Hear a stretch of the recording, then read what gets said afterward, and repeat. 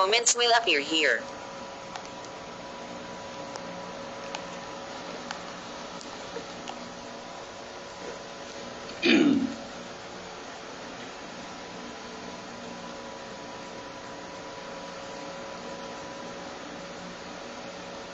Welcome po muli, dadako na po ako sa huling chapter na akin po i-recite. Ito na pa. Ikalawang Pedro, Kapitulo 3. Ito nga ang ikalawang sulat, mga minamahal, na isinusulat ko sa inyo. At sa dalawa ay ginigising ko ang inyong tapat na pag-iisip.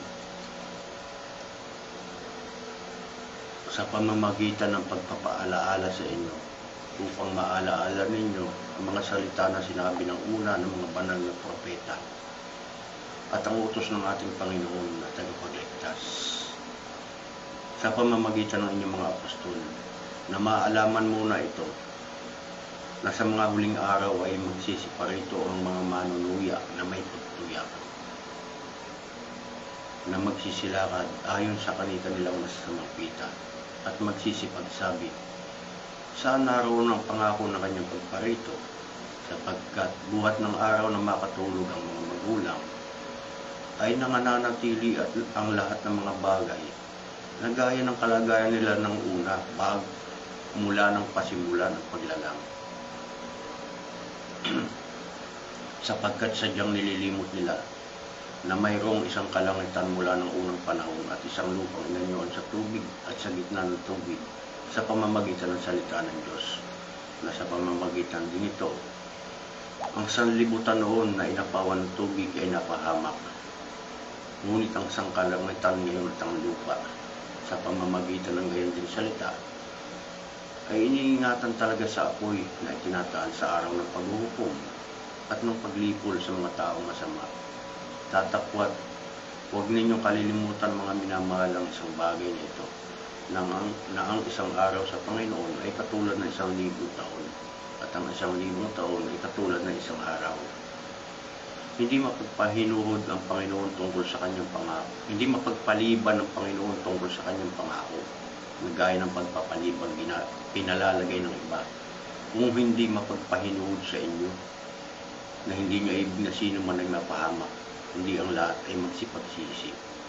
Datapot darating ang araw ng Panginoon na gaya ng magnanakaw, na ang sangkalangitan sa araw na iyan ay mapaparam na kasabay ng malaking ugong, at ang mga bagay na nasa langit ay mapupugnaw sa matinding init, at ang lupa at ang lahat ng mga gawang nasa lupa ay pawang masusunog.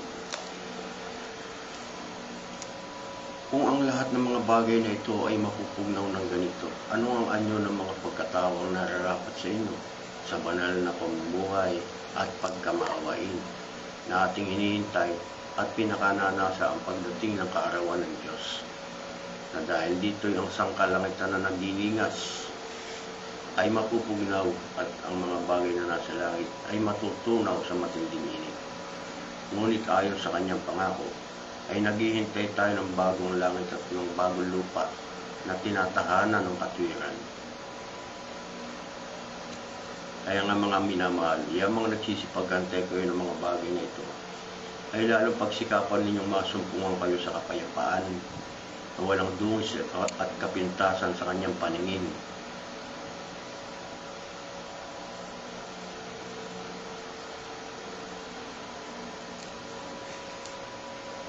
At inyong ariin na ang pagpapahinuhod ng ating Diyos ay pagliligtas, nagaya rin naman ng ating nagaya naman ni Pablo na ating minamahal na kapatid, na ayon sa karunungang ibinigay sa kanya, ay sinulatan kayo. Gayon din naman sa lahat ng kanyang mga sulat, na doon ay sinasalita ang mga bagay na ito, na doon ay mayroong mga bagay na mahirap unawain, na isinisinsay ng mga di nakaalam at ng mga walang tiyaga. Nagaya rin naman ang ginagawa nila sa mga ibang kasulatan, sa ikapapahamak din nila. Kaya nga, mga minamahal, yamang nalalaman na ninyo ng una ang mga bagay na ito, ay magsipag-ingat kayo. Baka kung kayo mga ligaw sa pamamagitan ng kamalian ng mga masasama, ay mga hulog kayo sa inyong sariling katyagaan. Datapwat, magsilago kayo sa biyaya at sa pagkakilala sa ating Panginoon sa Kristo. Kapayapaan nawa ang sa inyong lahat ngayon at magpakailanman siya nawa. Salamat po. Maraming salamat sa mga nagtsatsaga pong sumubaybay sa akin. Pakilike na lang po, comment, share, and subscribe. Welcome po ang lahat ng mga comment. Well appreciated po lahat yan, maging ano man yan, tinatanggap po natin. Maraming salamat po muli.